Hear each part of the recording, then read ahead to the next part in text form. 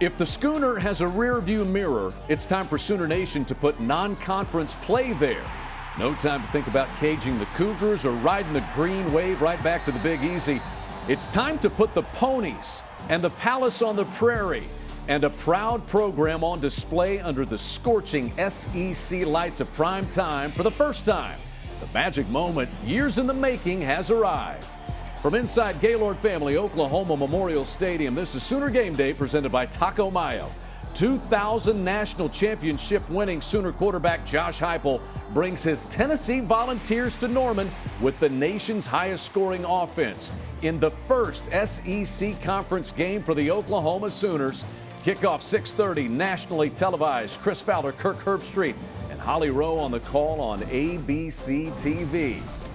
And right away, we learn this is why you play games in the SEC, as the last time a top 10 foe came to Norman was 2017. First time out of the gate in the SEC, and you got one coming to town. Won't be the last time this season a top 10 foe visits the Palace on the Prairie.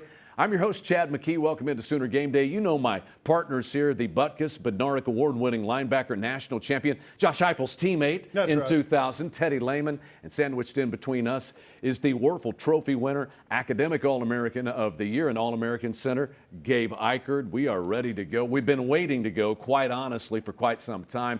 You think about environments, what will it be like? Teddy and I were at the game in Knoxville, 2015. That's the loudest stadium I've ever been in. Wow. Ted, I don't know about you. Yeah, it was loud, but I mean, it was fun. It was just, it had that huge game feel to it. Gabe was somewhere getting ready to play an NFL game the next day, so he could not be there. But I was getting ready to watch. Getting ready to watch the game. Yeah, getting ready to watch an NFL game and this game, as a matter of fact, between the Sooners and Vols. But you know, what do you think the environment is going to be like? SEC for the first time. What does it need to be like, Ted? Well, there's been a lot of talk about, the crowd's got to show. I'm not worried about it. Whenever we've had environments like this, it's been awesome. You just go back and you can clip through the big time games that we've had.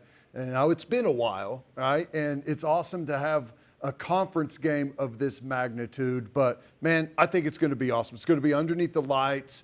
The crowd, the team, everyone's going to be amped up. This is like a can't miss for the crowd. I think it's going to be When's great. the last time a game felt like this to you, Gabe? I wasn't at the Ohio State game in 16, but I was at the 2012 game with Notre Dame. Yeah. And for me personally, that was by far the most energy I ever felt for a home game as a player. And it was a very similar set of circumstances. Primetime kickoff, night game, game day was there. I mean, Tom Rinaldi interviewed me during the week. There was a lot going on in two really, really good football teams. So I feel like that's the last time it's felt like this. And then you add on the fact that it's our first SEC game and you throw the Josh Heupel wrinkle into all of it. We haven't had a game like this and maybe ever. Yeah, really. I mean, quite like this with these types of storylines, with these type of ranked teams in this situation. You may be right. I mean, we're not big rankings guys here on this show, but it sure feels special. And these two programs have a history. They didn't play for like 75 years. Then they had two great games, one here, one out in Knoxville. We're going to show highlights of those in just a moment, but Oklahoma leads the series 3-1 all time. Now for this year's edition of the Sooners, offense clicked better, Gabe, early against Tulane, got out to that 21-0 lead. What felt more confident or better in that game Saturday? Well, I'll start with the run game. I thought the run game had more variety. Thought they got to more of the gap scheme runs, which looked really good. But the difference was Jackson Arnold. He played well. Played on time in the passing game, took what Tulane's defense gave him, was accurate with the football, and then was an absolute weapon with his legs, whether that was called QB run game, him reading things out in run game, or just scrambling and making something happen from the pocket. That was the difference. Jackson Arnold was really, really good. I know he had the pick six, but that involved a just massive breakdown in pass protection, which can happen. But other than that, I thought Jackson Arnold by far played his best game as a Sooner.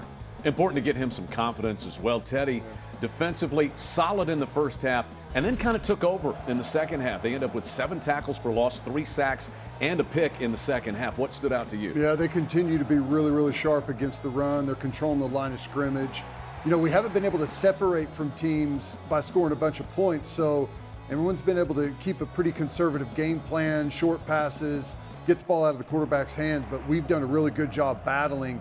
And then late, whenever they had to finally start throwing the ball, we got after the quarterback. Our Mason Thomas had a huge fourth quarter. That was big time to me. That's what really stood out, is being able to just, coverage on the back end and let those guys rush up front and have some success. We get the scoop on the Vols. It is presented by Brahms Ice Cream and Dairy Stores, farm fresh for over 50 years. This is just a single dip. We're going to get the full triple dip a little bit later on. Single dip? See, I know you're not a single dip, No one Gabe. does a single Just a dip. taster, just a sample, though. This is an offense that's leading the country, 64 points per game and 640 yards of. They could have scored 100 points last week, honestly. It would have been no problem for them.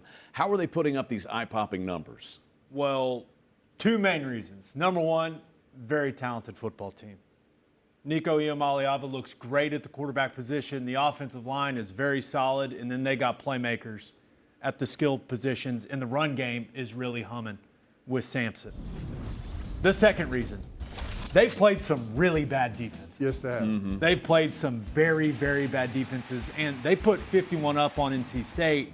And as I went through that tape, I was very confused as to what NC State was trying to accomplish defensively. I did not like their plan, but you really can't take anything away from Tennessee. They have annihilated everything that's been in their path. Run game's been good. Passing game's been explosive. They've got all the RPO game. They play at hyper tempo. They've just been really, really good in these first 3 games.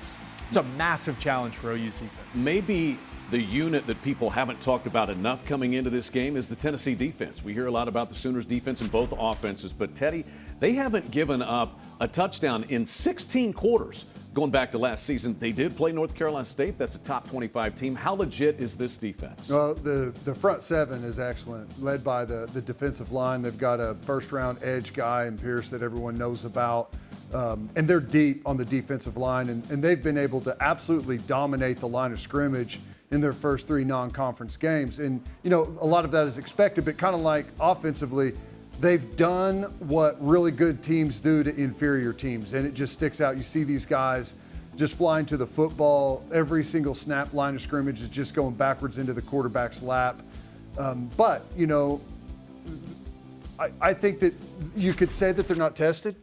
I think the back end, their secondary, there may be some holes there. There may be some opportunity for us, and I know we'll get into that later. But, I kind of like the fact that they've had 3 super easy games coming in, because this is going to look totally different. The Vols are one of 5 SEC teams ranked in the top 7 of the AP poll who are on the Sooners' schedule the rest of the way. That is life in the SEC. But the Sooners gained some confidence last week. In particular, the offense. Jackson Arnold got his footing underneath him. How can they maybe get a little bit healthier going into the game? The quest for consistency continues. How might they find it against the Vols? The fellas weigh in next on Sooner Game Day, presented by Taco Mayo. Oklahoma, Tennessee, a good 2-game series, 2014 and 2015. That is Julian Wilson with a 100-yard pick 6 that was the icing on the cake in a 34-10 Sooner win.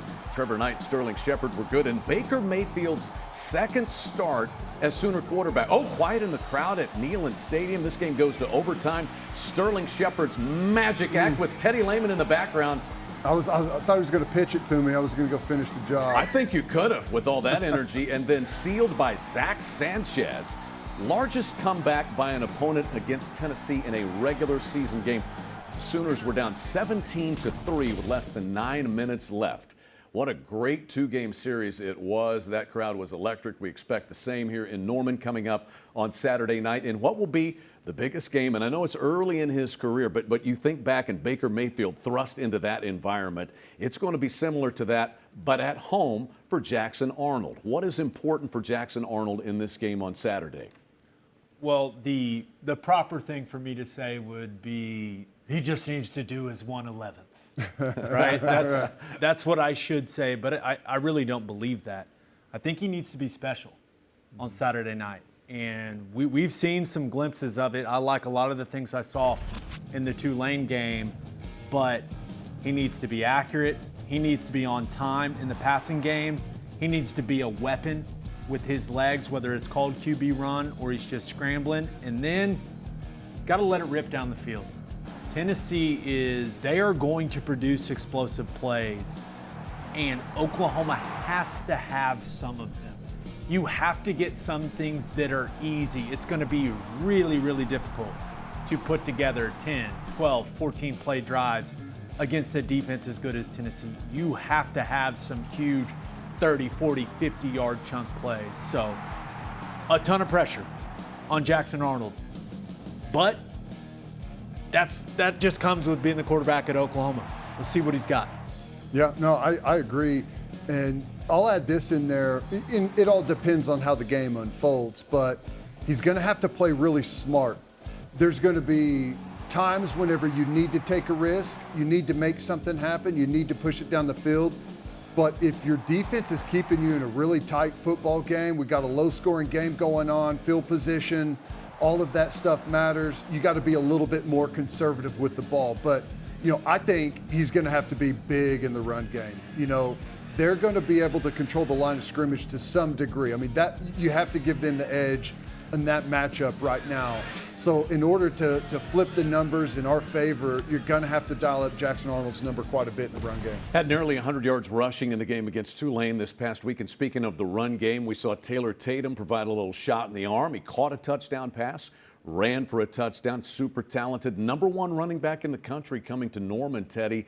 Will we see an increase in his workload, or is that possible given the way they kind of divvy things out? Yeah, there's no doubt that he's special when he has the ball in his hands. He can do some really nice things. He sees it well. He makes some really good athletic cuts. He can catch the ball out of the backfield. And, frankly, that's where I'd like to see it expand for him a little bit, is getting him out of the backfield in the passing game. Right? We may have to screen these guys. We may have to throw some swing routes and get the ball out of Jackson Arnold's hands quickly. It's going to be hard to just drop back pass. They're going to dial up pressures. We've had some trouble with the running backs in the blitz pickup game. So when they see a young freshman in there, they're going to dial it up. So we've got to have some counters to that. Offensive line health. I mean, that's front and center. In fact, Branson Hickman hasn't played since the opener. Jake Taylor's missed the last couple of games. Gabe, what are the possibilities? And I know you're not a doctor, but you're going to have to play one for just a moment. Possibilities of either or both of those guys seeing some action on Saturday. Yeah, I think that, just kind of putting myself in those guys' shoes, they're going to try to play. Yeah. It just comes down to how long can they last with their individual injuries.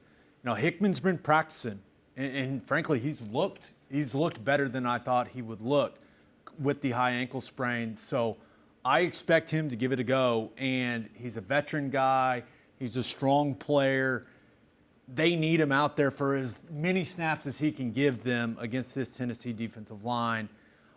I think Jake Taylor is more of a break glass in case of emergency situation. I think they feel pretty good about Sexton and Tarquin at the tackle positions, but if one of those guys goes down, Jake Taylor, he already proved a couple games ago how tough he is going and playing out there with multiple injuries. So we'll see how it goes, but this is the type of game, if you can play, even if it's only a quarter, you get yourself on the field. Wide receiver's been a beat-up group, as beat up as the offensive line has been, starting in the preseason with Jaden Gibson.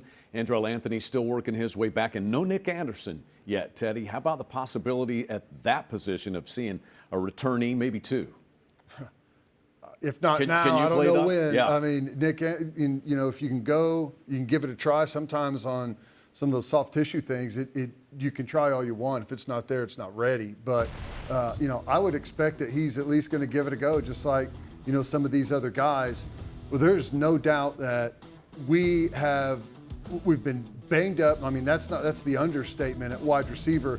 But I've kind of been surprised that we haven't seen more guys step up and make plays in those roles whenever they've had their opportunities. I mean, there's been plenty of time now for someone to come in and prove that they can be dependable, and it just continues to be a revolving door there. So we need Nick Anderson back in a big way. And if you look back to the bowl game, the little combo of him and Jackson Arnold was awesome. Just working the sideline. They have a really good chemistry between the two.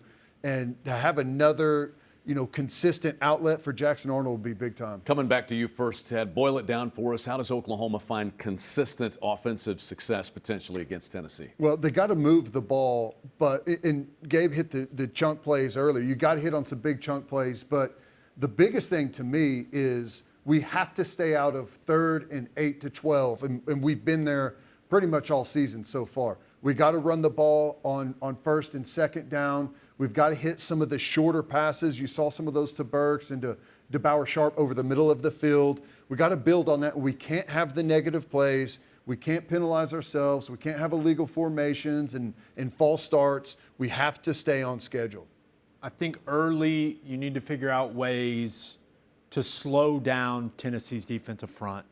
These guys come roaring off the rock. So some screens, some cut protection, maybe just some quick things to the outside, get them running sideline to sideline. You have to find ways to slow that defensive line group down. Like James Pierce, you got to chip him early. You got to get him thinking, hey, where's the chip coming from? That thought needs to be in his head early in the football game. As far as the running game, I think you're going to find the most success at the edges of the defense. Outside zone, and we saw them run some stretch last week against Tulane, and it looked pretty good. They had a handful of snaps of that. I think you could go to that, and then you can hit them with your counter concepts, kind of split the defense there in the middle. But I think they have to attack the secondary. I really think this game is going to come down to whether or not Deion Burks, Bauer Sharp, those guys can go win against this secondary, because I think when you look at their defense, that's the weakest part of their defense. Feels like the first quarter is important. Tennessee has outscored opponents 68-0 so far in the first quarter this year. Get off to a good start. You'll always take a good start. Sooner defense has been as advertised so far, but Tennessee is a test like going from 8th grade biology to quantum physics, I think. And we know Gabe likes physics. In fact, he's the only one of us qualified to talk about physics on the program. Our Mason Thomas had his best game as a Sooner. Can this be a launching pad to stardom for him? Fellas weigh in next on Sooner Game Day. Mintza's got it. Sooners bring 4. Mintza under pressure. Hit as he throws. R. Mason knocked the ball loose. He picked it up. R. Mason Thomas. He's unstoppable in the 4th quarter. He forced a fumble, picked it up.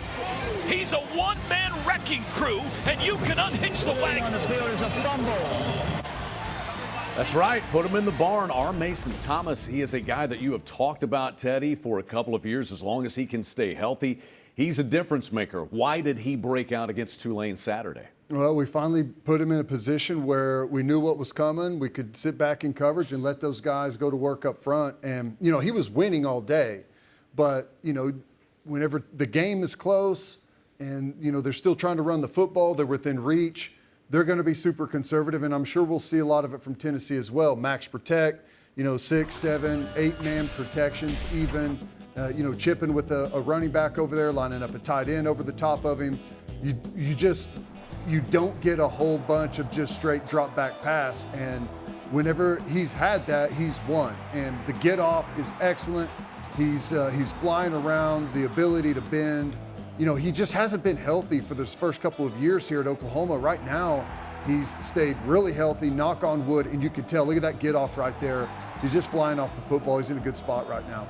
It's an experienced Tennessee offensive line, Gabe. 4 of the 5 starters are either seniors or even 5th-year players. They were semifinalists for the Joe Moore Award for Offensive Line of the Year. How do you see this matchup? Oklahoma's D-line, Tennessee's offensive line. I like the group for Tennessee. Very physical. I really like the center, Cooper Mays. I'm assuming their left tackle, Lance Hurd, is going to be good to go for this football game. He didn't play a week ago, but I think that was just, they kept him out as a precaution. They want to maul you at the point of attack. They run counter over and over and over again, a variety of ways, but that's their bread and butter play. And they want to double team you off the football. And this is going to be football in its purest form. These guys are going to try to move you. There's no secrets. They're not going to try to trick you. It's, can you win your one-on-one matchups? Or can you hold up against a double team? And if OU's defensive line wins that battle more often than they lose it, then they're going to play some good defense in this game. Oklahoma's run defense has been good. They give up about 77 yards a game. Tennessee averages 335 on the ground. Dylan Sampson has been excellent. He's run for 9 touchdowns. Yeah, we're going to talk a little more specifically about Dylan Sampson. But, Teddy, how would you slow this run game of Tennessee's down? Well, as Gabe said, the defensive line is going to have to anchor. They're going to have to perform really well across the front. And what we are good at and what Venables has been good at his entire career, I think I don't know how far you go back, but tackles for loss, his defenses have produced more than anyone else. Does a really good job, obviously, teaching everything up front whenever you're in just base defense, but blitzing, changing the front, moving the front at the right time, showing a different presentation, and then stemming last second right before the snap. Bringing pressure off the edge from your cheetah or your nickel guys or your corners whenever the ball's into the boundary. Super creative stuff. And, we haven't seen a whole lot of it this year. We've been able to just line up and keep people in check. But I guarantee you, Venables is going to empty out the cupboard this weekend, and you're going to see all kinds of stuff thrown at him. That's going to happen.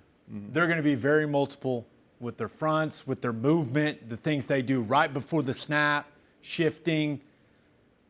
The crowd can play a huge role in that. Absolutely. I cannot explain to you how difficult it is as an offensive lineman to where they're doing all kinds of different stuff on defense. It's super loud. I'm trying to tell my guys what we're doing because the rules change for an offensive line, whether it's run or pass. The rules change when the front changes. And you have to communicate all of that. And you got to communicate it to your back. And your quarterback's got to communicate it.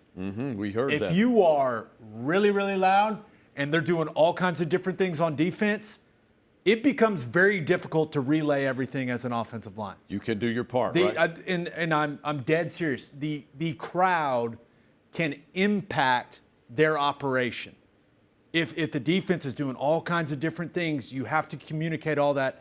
And it's really, really difficult to communicate it if it's loud as hell. Especially when you got a true freshman quarterback. Great point. And, his first road start. Yeah, and they have not been good on the road. Now, they face some really difficult teams on the road, but fact remains they have not performed well on the road. They're a tempo team. They like to go super fast, and on the road, all of that stuff is more difficult. Oklahoma forcing turnovers again. They have 10 takeaways this season, lead the country. You know what they did last year, led the country in interceptions.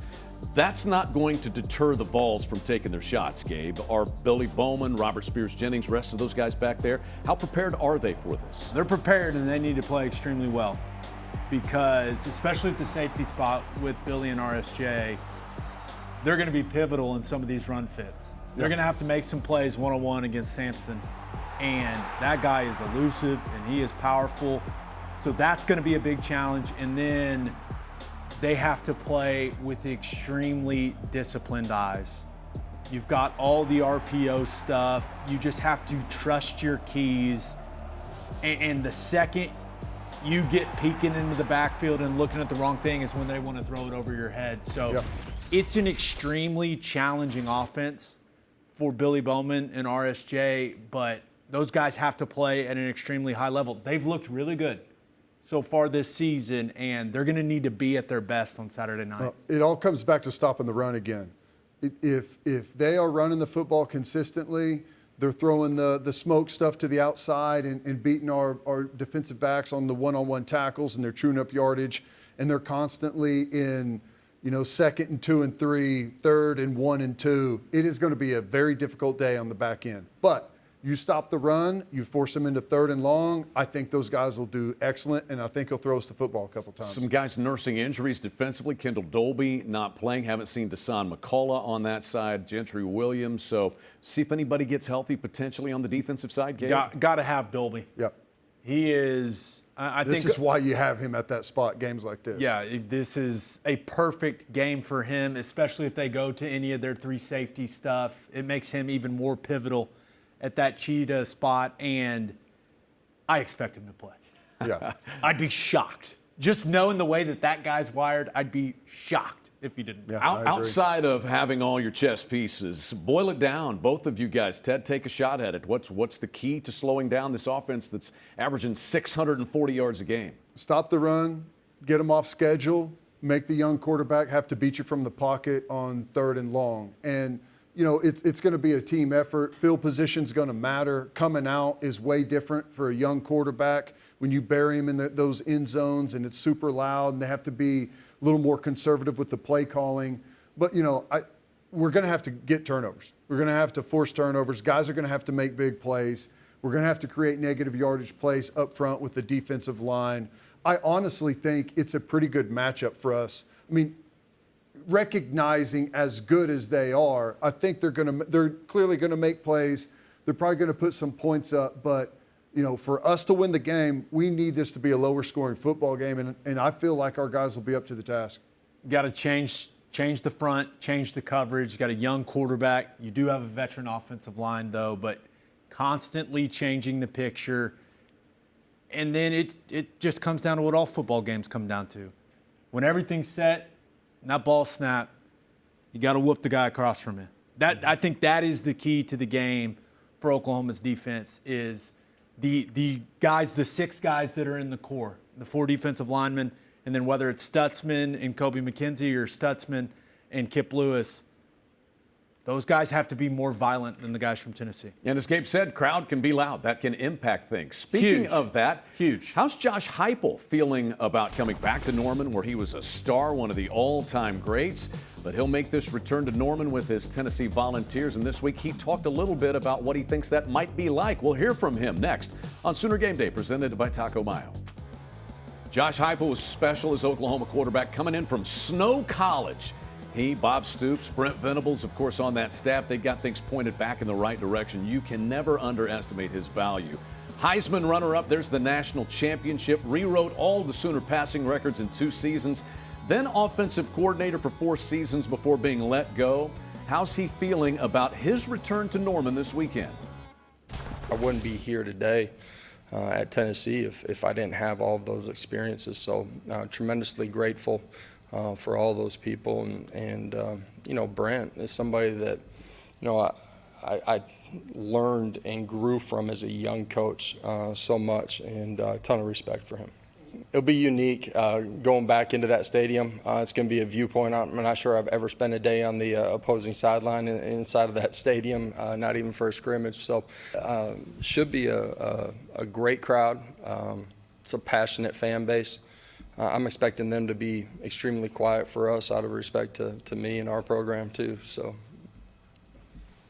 A joke. Throwing a zinger at us there, Teddy. Yeah. I know. That was good. Sly grin. He is not the only. Not going to happen. Why are they got to laugh for him? What are they doing?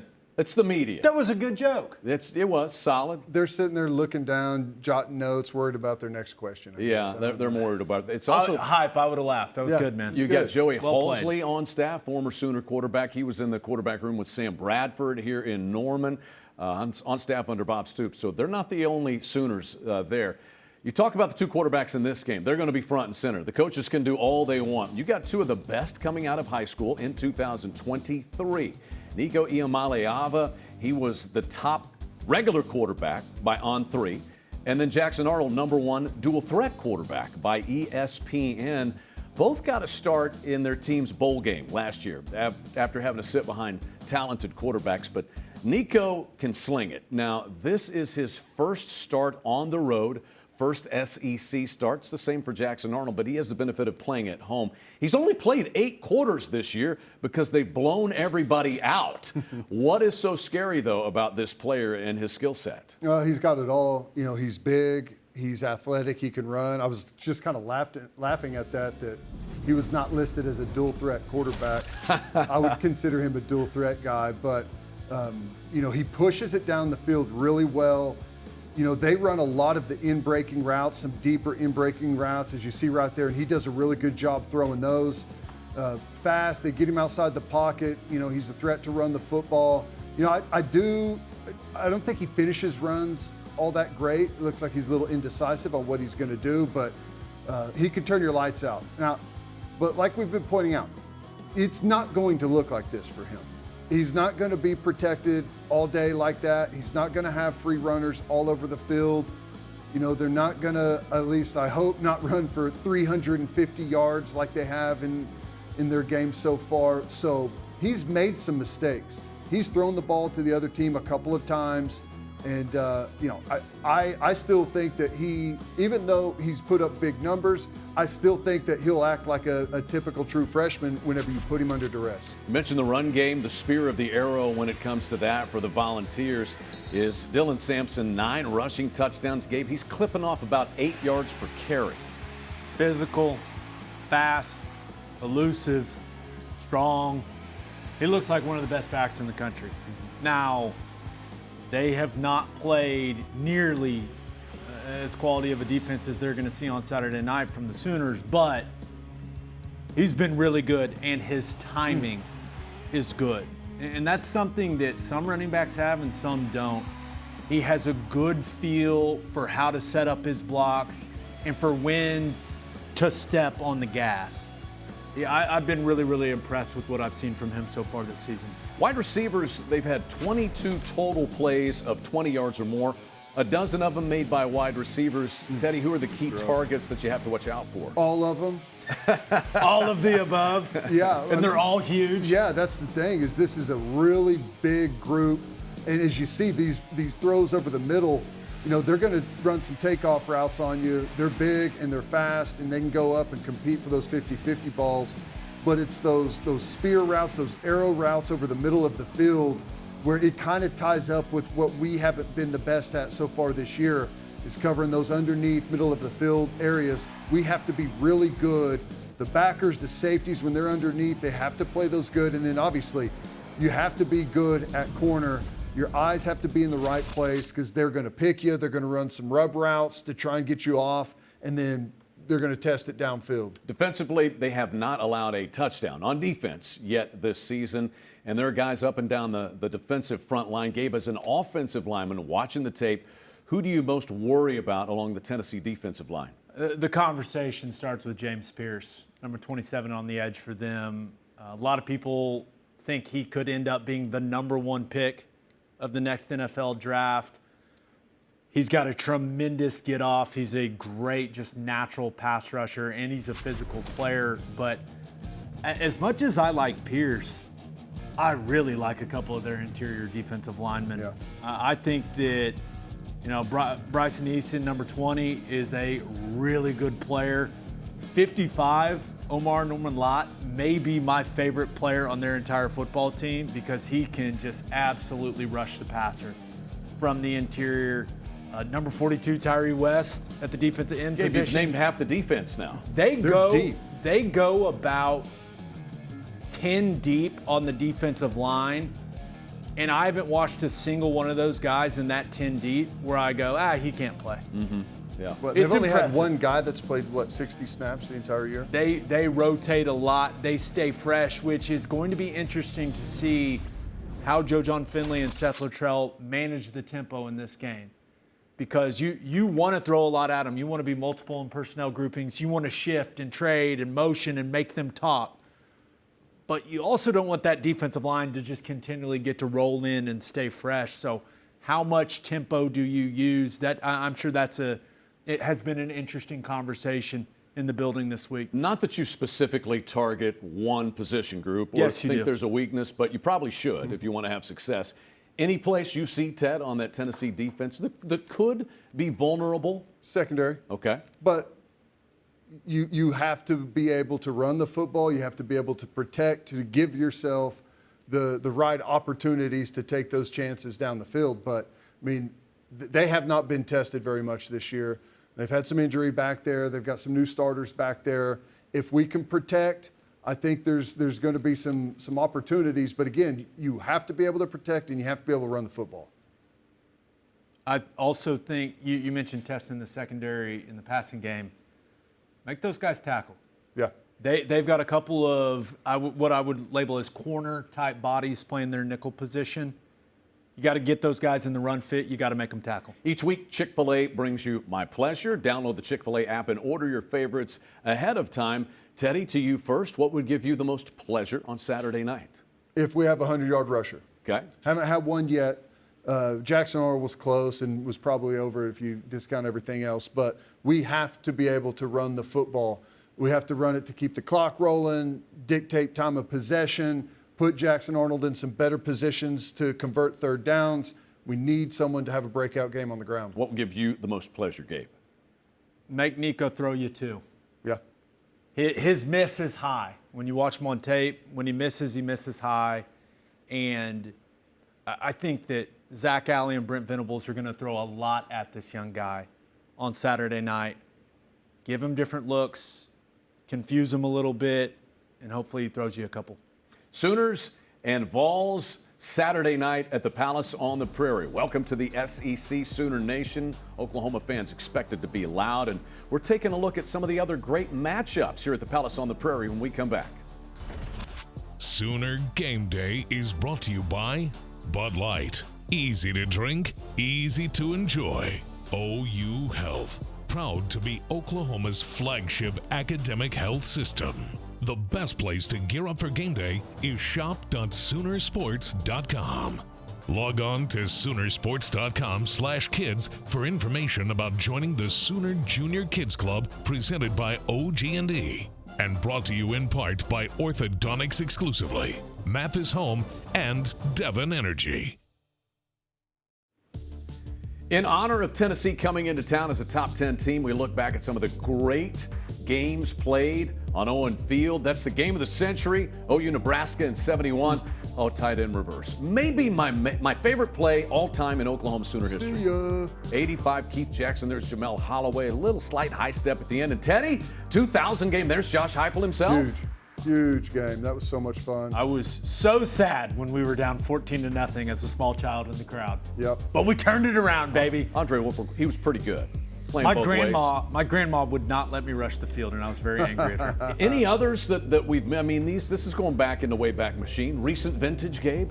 No, I think these 2008 are 2008. I was at that one as well as a recruit, and that was a lot of fun. I hope that's the type of fun we are having on Saturday night. Don't think this one's going to unfold quite like that one did, but all that matters is that you get the W. That's right. There's 85. Gosh, we could use 85 right now. 85 was pretty good. Ryan Broyles left here as the all-time NCAA receptions and yardage leader. Here's our NCAA update. Things we saw this past week. It's presented by Taco Mile. Big appetite, bigger savings. Download and save today. Texas moves to #1. They've got the biggest win of the year going to Michigan, but they got an interesting quarterback situation with Quinn Ewers and Arch Manning. He's hurt again, and let's just be real. Arch Manning looked really good. I know it was UTSA, but it still looked very impressive. Not many gave Kentucky a chance. It was a field goal fest, but Georgia was able to survive. LSU, South Carolina. That game was insane. Wow. Guess who did not pick South Carolina? Who did not pick LSU? That guy right there. We're going to show you that in a moment. What else stood out to you? Florida State 0-3 after going undefeated in the regular season last year, guys. What stood out last week? About to be 0-4 too. Looking that way. Well, Texas, and I know we hit on that, but how do they handle that #1 spot? I mean, that's something they haven't been there in a long time, and heavy is the crown, right? Whenever everyone's going to be coming for them, obviously, but they've been super impressive, and I don't know. It's going to be interesting to see how the quarterback situation does play out. You know, Coach Saban got many times and told Sarkisian rat poison. Don't let it happen. And now it is Sarkisian's team that is up there. Pick 'em time, but first we review a perfect week last week for both Gabe and myself. Unbelievable. Shout out to the refs in LSU, South Carolina. Appreciate you, boys. Real. Shout out to me for riding Gabe's coattails. Notice I get to choose who picks first, and I just kind of piggyback. Smacked They Arizona. Yes, they did. That was impressive. No contest. Arizona was not quite ready for their Big 12 debut last week. Time to pick them, presented by Riverwind Casino. Good times, great rewards, and kind of got to get through these quickly. USC, Michigan. This is a Big Ten game. USC's first foray into the Big Ten. It feels like it should be played at the Rose Bowl, but it's going to be played at the Big House. Michigan's making a quarterback change already, Gabe. That's a big problem. Yeah, I don't think Alex Orji solves their problems offensively. Lincoln Riley had 2 weeks to prepare for this game. Give me the Trojans. I still am not sold on USC just yet. The LSU game, I'm questioning that one right now after watching LSU a little bit more. Last chance, Michigan. Oh, last chance. That's a Hail Mary from Ted. No, you got to take USC in this game. You got Utah, Oklahoma State. Alan Bowman's gotten going at quarterback for OSU. Ollie Gordon has not. They have struggled to run the ball. We'll see. Cam Rising looks like he's going to be back, the Utah quarterback. Ted, who are you taking? I'm taking Oklahoma State. Guess what, Chad? I don't feel good about First of the year. That's the turnaround. The turnaround has happened. Oklahoma State, they do have to get the running game going. Bowman's been good, but Mike Gundy just finds ways to win these games. Yeah, at home, too. A lot of them. Gabe, who you got? And it's going to be so miserably hot on that turf with the 3 p.m. It's not hot in Utah. No. I'm taking Utah. Okay. I trust Cam Rising to go and get it done. And I trust Utah's defense a little more than Oklahoma State. I'm taking Oklahoma State. Illinois, Nebraska, top 25 matchup. Not surprised that Nebraska is 3-0. Am surprised Illinois is with a win over Kansas. I'm taking Nebraska in this one. Who you got, Gabe? As am I. You I have love to. Raiola. And that place is electric right now. Arkansas and Auburn. Hard to get excited about Auburn's win over New Mexico. They're better. I just think Arkansas, if they cannot turn it over, they got the best player on the field. Who are you taking, Ted? Yeah, I'm taking Arkansas. They've been in their own way is the only problem for them, but I think they're the more talented football team. Game's at Auburn, right? Yeah, it's at Jordan Hare. It's a loud place. Yeah, give me Auburn. No, I'm taking Taylor That's Green my and the only Hogs. logical reasoning. Cal, FSU, ACC matchup. Cal's 3-0, Florida State 0-3. Who had that on their bingo card? ACC matchup. That's funny. Isn't it crazy? Who are you taking? Florida State. Cal. Gabe was shocked. out. Okay, who you got, Gabe? We got to go to break. I am taking the Florida State Seminoles Me to too. get their I got Florida first State. win of the We're season. looking at Sooners in the NFL and wrapping up Sooner Game Day next. Sooner Game Day is brought to you by Riverwind Casino. Good times, great rewards. Coca-Cola. Is Coke Zero the best Coke ever? Take a test. OG&E. We energize life. The Sooner Sports Podcast is your all-access audio pass to Sooner Sports. Listen as Toby Rowland and Chris Plank talk all things Sooners. New episodes drop every day. Log on to Soonersports.com/podcast or search Sooner Sports Podcast in your favorite podcast provider. Presented by Allstate and Riverwind Casino. Thank you to our cornerstone television partners, OU Health, OG&E, Fowler Auto Group, and Coca-Cola. Quick look at Sooners in the NFL. Big boy touchdown scored by Wanye Morris. Thick 6, baby. The thick 6. Kyler, Baker Mayfield, Kyler Murray went off. He looked incredible. Yes, he did. And how about Legatron? Austin Seibert picked up off waivers, goes 7 for 7 on field goals. Try Teddy. He's back in, baby. We ready to pat a kicker on the back? No. Just doing his job, right? You're only as good as your last 7 kicks there, I guess, for Seibert. He's pretty good. Yeah. Air Comfort Solutions brings you hot takes. Air Comfort Solutions, your total home solution for plumbing, heating, air conditioning, and electrical. Make the winning call today. What's going to be the winning call Saturday night, Gabe? I am just trying to speak this into existence. OU's going to score on defense. I'm similar. I have them scoring on either defense or special teams, whether it's a block, a fake, a return. They've got to have something like that to win this football game. You will take them all. 6:30 kickoff, prime time. Oklahoma debuts in the SEC just a few yards away from here inside Gaylord Family Oklahoma Memorial Stadium. For Teddy Lehman and Gabe Eichert, I'm Chad McKee. We'll see you next week on Sooner Game Day.